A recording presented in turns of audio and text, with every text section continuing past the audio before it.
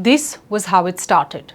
President Trump and the First Lady stepped on an escalator at the UN and it abruptly stopped. By the time Trump got to the podium, there were more glitches. These are the two things I got from the United Nations, a bad escalator and a bad teleprompter. In a speech that went on for close to 1 hour, President Trump lectured world leaders on what they were doing wrong, railed into the UN for not doing enough, praised himself for stopping 7 wars in 7 months. Yes, India-Pakistan is very much a part of this list, called climate change the greatest con job and mouthed many false claims as he praised himself and his own administration. Let's get into some of the parts of his speech that stood out. It's time to end the failed experiment of open borders. You have to end it now. See, I can tell you. I'm really good at this stuff. Your countries are going to hell. President Trump not only railed against Europe on immigration, he singled out London Mayor Sadiq Khan and claimed that they were considering imposing Sharia law in London. That's patently false and has been debunked many times in the last 5 years. The London Mayor's office said it wouldn't dignify Trump's bigoted statement with a comment. Trump is clearly gunning for the Nobel, and he repeated his claims on stopping 7 wars in 7 months.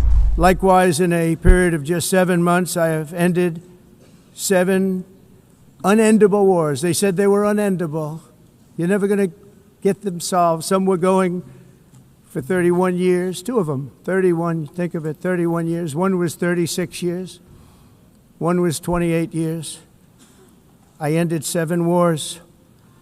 And in all cases, they were raging with countless thousands of people being killed. This includes Cambodia and Thailand, Kosovo and Serbia, the Congo and Rwanda, a vicious, violent war that was, Pakistan and India, Israel and Iran, Egypt and Ethiopia, and Armenia and Azerbaijan. It included all of them. No president or prime minister, and for that matter, no other country has ever done anything close to that. And I did it in just 7 months. It's never happened before. India has on multiple occasions clarified that the ceasefire between India and Pakistan was strictly a bilateral issue and no third party was involved. Trump also had tough words for the UN, claiming all it did was write strongly worded letters and little else. What is the purpose of the United Nations? The UN has such tremendous potential. I've always said it. It has such tremendous, tremendous potential, but it's not even coming close to living up to that potential. For the most part, at least for now, all they seem to do is write a really strongly worded letter and then never follow that letter up. It's empty words, and empty words don't solve war. The only thing that solves war and wars is action. Trump pulled out the US from the Paris Accord and claimed in his speech that global warming was the greatest con job in the world. In 1982, the executive director of the United Nations Environmental Program predicted that by the year 2000, climate change would cause a global catastrophe. He said that it will be irreversible, as any nuclear holocaust would be. This is what they said at the United Nations. What happened? Here we are. Another UN official stated in 1989 that within a decade, entire nations could be wiped off the map by global warming. Not happening. You know, it used to be global cooling. If you look back years ago in the 1920s and the 1930s, they said, global cooling will kill the world. We have to do something.